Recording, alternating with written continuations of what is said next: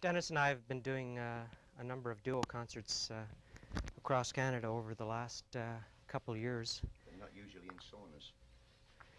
Yeah, it's very hot under these lights. That's okay. And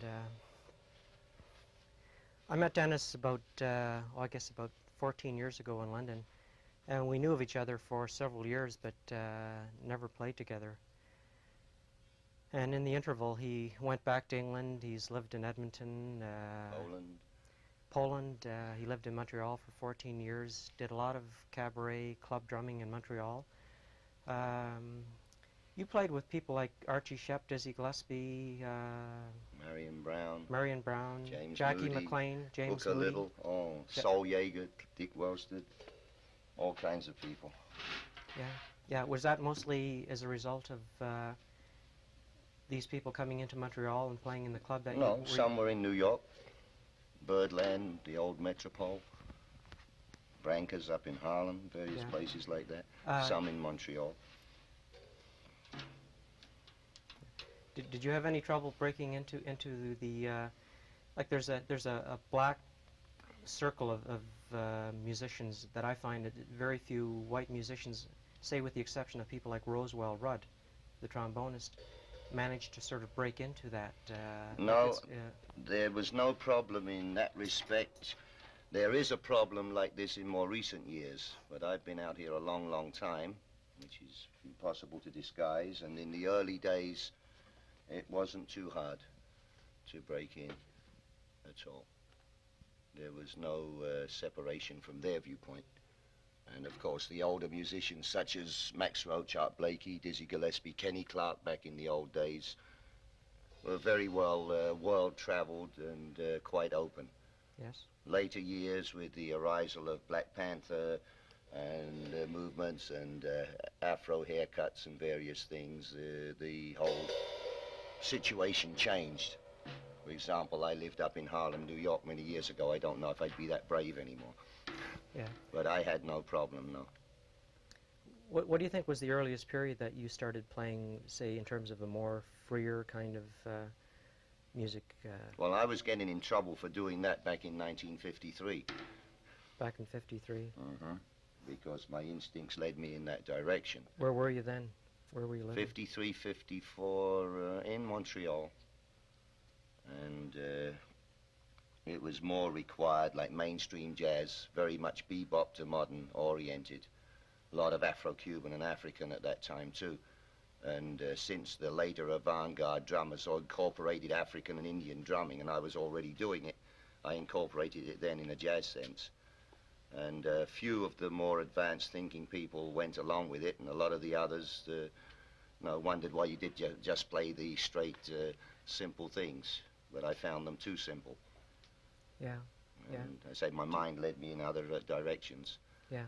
In terms of the kind of background that you come out of it, do you find it frustrating living in a place like London, Ontario, which it's a fairly conservative city? There doesn't seem to be an excess of imagination around this town, especially among musicians. And well, the only answer I can give you to that is that I'm not 21 anymore. I'm getting a little tired. I'm tired of the big city syndrome. And I find London is accessible to big cities quite easily. As you know, I lived here before and I just came back 2.5 weeks ago. And it has these sort of peaceful aspects that I can now appreciate, which I wouldn't have done, say, 30 years ago. I've seen everything, I've done everything, I've had all the excitement, and there's still sufficient going on here. After all, you're here, and we do manage to do quite a few concerts, even though many of them are out of town, as last year all the way to Charlottetown, the year before to Banff.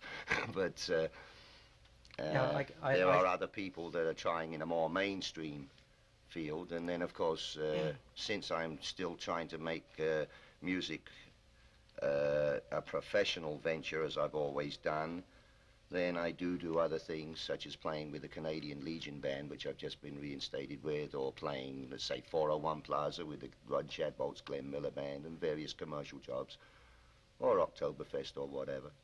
Yes. I have such a varied background, everything from strip joints to circus to Hungarian gypsy weddings, that there's not too much I haven't done one time or another.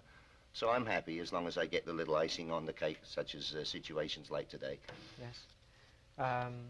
Yeah, there isn't too much time left in the program, so I think rather than start another song, I will maybe just talk for a few minutes and end the program. Okay. Oh, yeah, well, let's see. Who shall we talk to? Yeah. Just, do you find it very difficult, like you play out on a weekend job and you're doing dance band stuff and you're doing the old standards and polkas and foxtrots and things like that, and the next day, hypothetically, you're playing with me. Do you find it hard making the jump, or No, do you I don't find that at all. I did television programs for, I think it was Channel 12 in Montreal, CBC anyway, many years ago, where we literally switched from Marcel Mueller and Hollywood Bowl saxophone quartets, which I also played along with, playing the melody lines and snare drum, right into a jazz context number, and we were alternating within the program every number, one jazz-oriented and one classical saxophone quartet number. Mm-hmm. And as I say, instead of using the usual format of saxophone quartet, they added the color of using snare drum following lines such as Marriage of Figaro and things like that. And then we had to do the transition from number to number within one program. So to do it from night to night is no problem at all. I've just been out here so long and done so many things, it's no real problem. Yeah. I set my mind to each job accordingly. I can switch on and off like a tap. Yeah. How do you feel in the sense that you told me long ago that when you were young, your primary desire in life was to be a dancer?